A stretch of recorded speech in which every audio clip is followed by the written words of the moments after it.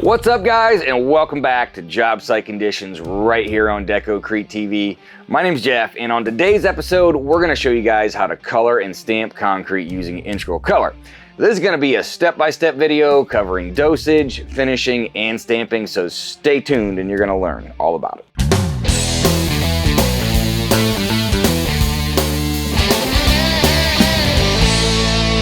Get the buddy in the frame. So today's project is going to rate as a 4 on our DIY meter, and the product we're going to be using is Yard Pack from Deco-Crete. Yard Pack is an easy-to-use integral color system that's available in 30 different colors, and dosing is as easy as it gets. I mean, integral color is probably the most commonly used color for concrete. I mean, it's made out of iron oxide pigments and it colors the entire load. Now, this can be enticing for both the end user and the contractor. I mean, for those of you guys who are pouring and stamping the concrete, I mean, that means that the concrete's all going to come out of the truck already colored, and that does save a lot of labor on the job site compared to throwing every last bit of color by hand. Now, there certainly are pros and cons to both integral color and color hardener, but integral certainly does require a lot less effort and manpower. Now, for the homeowner, it comes with the peace of mind of knowing that their slab of stamped concrete is colored the entire way through. Now, there might be some drawbacks to integral, but if having that color the entire way through is the most important thing to you, well, then it should be a pretty easy decision. So for more on integral color versus color hardener, please check out our episode of The Concrete Edge where we take a closer look at each one. But no matter what, if you pour enough stamped concrete, you're just going to end up having a job where integral makes the most sense. So on to some do's and don'ts for integral color, and the first one is dosage, and this one's pretty important because this is the one that's going to make the final color turn out right. Now, the great thing about the Yard Pack system is that all you got to do is just add 1 bag per cubic yard of concrete. Now, you do have to make sure that the person adding the color can pay attention and count to at least 10, but other than that, it should be smooth sailing. And that's it. I mean, just throw in 1 bag per yard, and I mean just throw that in, like the entire bag. I mean, these things are made of pulpable material, and so there is no more trying to dump out fine powder or washing out buckets of liquid color just to make sure that all the pigment gets in the truck. Now, the one thing that we do recommend is taking this color to the plant. That way they can throw it in for you there, and by the time it gets to the job, it's already going to be thoroughly mixed and ready to go. Now, when it does get there, it's always a good idea to just run a little bit down the chute just to make sure that there isn't any streaks. And if there is, just have the driver spin it for a few more minutes. Now, this is also a good time to check for your slump and make sure it's what you want to pour. I mean, it's never a good idea to add a bunch of water midway through an integral color pour because it will change the color a bit. So just get it the way you want it first and try not to add much or even any water after that. Now, when it comes to finishing, I mean, the most important thing is to make sure that you finish the entire load at the same time. I mean, if you start finishing and then you stop for 30 minutes and just pick up where you left back off, you will notice a difference there as well. Now, we're going to go through all of this in more detail once we get to the job site. So the tools we're going to need for today's job are just all the basic concrete pouring and finishing tools, a set of concrete stamps, and then all the variety of tools you're going to need to stamp concrete. Now, this can be a pretty long list, so if you're new to stamp concrete, please check out this video right here for a guide to get you started. So for today's project, we're going to be heading to a place called Freedom Farms and meeting up with Patios for Patriots to pour a small floor that's going to end up being a chapel. Now, we're going to be using the barnstone colored yard packs along with dark gray powder release, and the stamps we're going to be using are the rustic barnwood pattern from Deco-Crete, which should fit the theme perfectly. So after it's been washed and cured for a few days, we're going to finish things off with a couple coats of D1 sealer. And don't worry about remembering all this right now. These products are all linked right down in the description below. So with all that out of the way, I think it's time to head to the job site and get started. So we made it out here to the job site, and today's location is this farm here called Freedom Farms. And man, what a great organization. I was just talking to Stan from Freedom Farms here, and just a little bit about what they do. And so this is a place that it is a horse farm, and what they do is they allow veterans to come in here free of charge and work with the horses. And this isn't about riding the horses, this is more about working with them on the ground, and they just really helps with things like PTSD or, you know, struggles they might be having in their own personal life, and being able to work with these animals is just so soothing for the veterans. And so they offer that free of charge. Now, it's not just for veterans. The other side of the farm is also for kids, local kids around the area who might be, in foster homes or might be going through some struggles. And the same thing, these horses it just does everything for them. When they leave here, it literally changes their life. So not just for veterans, they also do a lot of work for the local community as well. And so today we're going to be pouring a floor for them, and this is a completely all a donation job. In fact, this entire farm, everything you see here from the buildings to the fence to the pavilions has all been done through donations or private funding. Patio Patriots has been here before. This isn't the first time. They poured some stuff here a few years back. So this is the area that we're going to be pouring today, and this is what is going to be a chapel when it's all said and done. This is something they wanted to add to the property, just to have a place that people can come in here and be at peace and pray and just spend some time in the chapel. So by the time this is all said and done, this is going to have a roof over it. There's going to be a whole little building here, and these rustic barnwood stamps we're doing is just going to make this look like a really old worn wooden floor.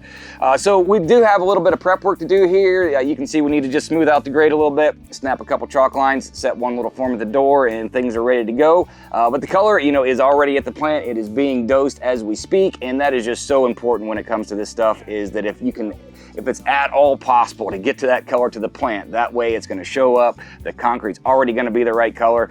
We can do this on site if we have to, but what that means is once the truck shows up, it's already been on the road for 20 minutes, it's the middle of the summer, it's a warm day, and what we're gonna have to do is add that color, and then we're gonna have to spin that drum for 20 minutes. And what that's gonna do is it's just gonna put us behind. The concrete's already gonna start setting, and it can really get away from you sometimes when you do that. So anytime you can take it to the plant, best thing you can do.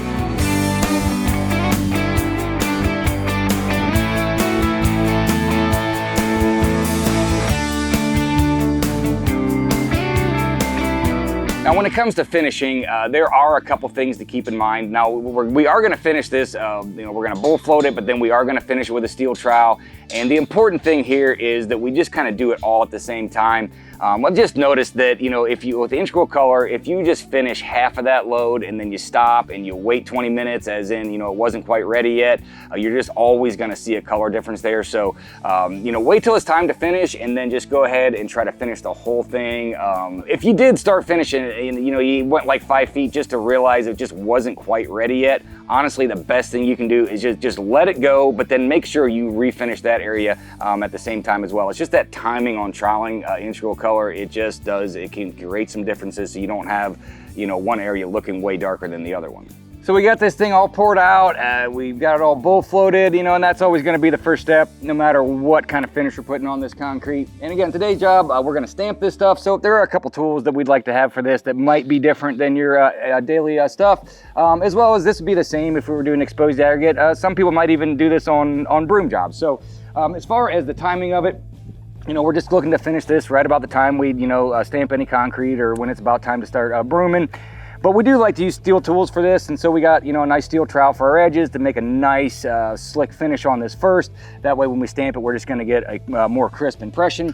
And it's also nice to have some kind of Fresno like this. That way we don't have to get out on knee boards for the whole slab. That's just gonna slow us down, and there's just no need to do that. Today's job is a little bit unique because we have, walls all the way around us. So we're just gonna have to run this Fresno from this little doorway here, get as much as we can.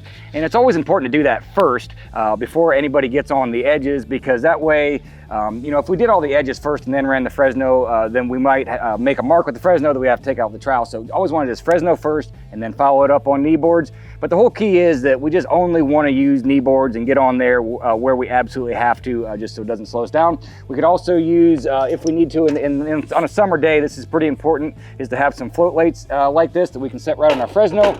That way it just gives it a little bit of extra weight, because sometimes we want that just to get a nice finish on it. So for today's job, we're gonna just be using our normal powder release. We're gonna be using these rustic barnwood stamps. And we know when it comes to stamping, if you guys have ever stamped uncolored concrete or concrete with color hardener, the stamping part is pretty much just the exact same thing as you've ever done. So intro color also is not just for stamped concrete. You know, we have a variety of different finishes we can put on this concrete. You know, just because it has intro color in doesn't mean we have to stamp it. So when it comes to broomed colored concrete, there is a couple things to watch out for. Now again, when it comes to the finishing, I mean, you're gonna do this just like we would if it was uncolored concrete, other than, you know, we just make sure that we finish the entire load at a time. But when it comes to pulling the broom across it, if we just soak down our broom like we normally would, what it's gonna do is all that water is gonna dilute that color right on the surface there, and we're gonna end up with a pretty streaky, sometimes even some white residue that comes on top of this. So the best thing is, I mean, I know you need to get some moisture in your broom so it slides across nice, but you know, go ahead and get your broom wet. I would just do it with a minimal amount of water, and then just make sure you shake every last bit of water off that. So, you know, the bristles are damp, but we're not actually getting any water on the surface. Now, when it comes to exposed aggregate concrete, I mean, you know, this is pretty much the exact same thing as doing gray exposed aggregate concrete, but man, to me, adding this integral color to exposed aggregate just takes it to a whole nother level. It is just such an upgrade over uncolored exposed aggregate concrete. So for a full tutorial video on exposed aggregate with integral color, please check out this episode right here. We also, if we wanted to, you know, if this is just a backyard patio, you know, we could just give this a one-time trowel finish. We could give this a hand swirled like mag finish. You know, you can pretty much treat this any way you want. Again, the biggest thing is all about timing, and just make sure you do the entire thing all at one time and not allow gaps in between. So for today's job, obviously this is a pretty small area. It's only about 3 or 4 yards. We're just gonna get one truck. We don't have to worry about trying to match our colors from load to load. Now, if this is happening to you, you got a big pour and it's gonna require multiple different trucks, this is where you've got to be really careful with integral color, because you know, pouring one load that's drastically wetter than another load, pouring it off a different cement plant, different days. I mean, honestly, just a different brand of cement in the concrete can cause some differences here. And so you just got to really be on top of it with your ready mix plant. You want to make sure that those loads are all getting dosed exactly the same. You want to make sure that it's the exact same amount of water from load to load. You want to, when it gets on site, you want to make sure you pour the same slump from load to load. Now, another great option for tying pours together from load to load, or just to give integral color a really cool look, is to throw one pass of color hardener on the concrete first and float that in. We're not using the color hardener necessarily to color the whole slab. We're just using it to give it some accents, but it will also tie loads together from pour to pour. So that's a great option. If you guys are looking for any tutorial tips on using color hardener, we have a whole playlist on our YouTube channel, and so please check that out. And we got tons of videos on there about color hardener. Well guys, that's pretty much it for this week's show. Special thanks to Patio Patriots and Freedom Farms for letting us hang out on their job site this week. And thanks to all of you guys for taking the time to watch these videos. Man, I can't tell you how much we appreciate all the support that you guys show to the channel. In fact, we just recently turned over 20,000 subscribers, and man, that just means the world to us that we have 20,000 people who hit that subscribe button on our channel. So if you guys found this video helpful, please let us know by hitting those little like and subscribe buttons and share. And if you are already subscribed, please don't forget about that little bell icon so you don't miss any of our upcoming videos, and it really does help our channel out. So from all of us here at Deco-Crete TV, thanks for watching, and we'll see you next time.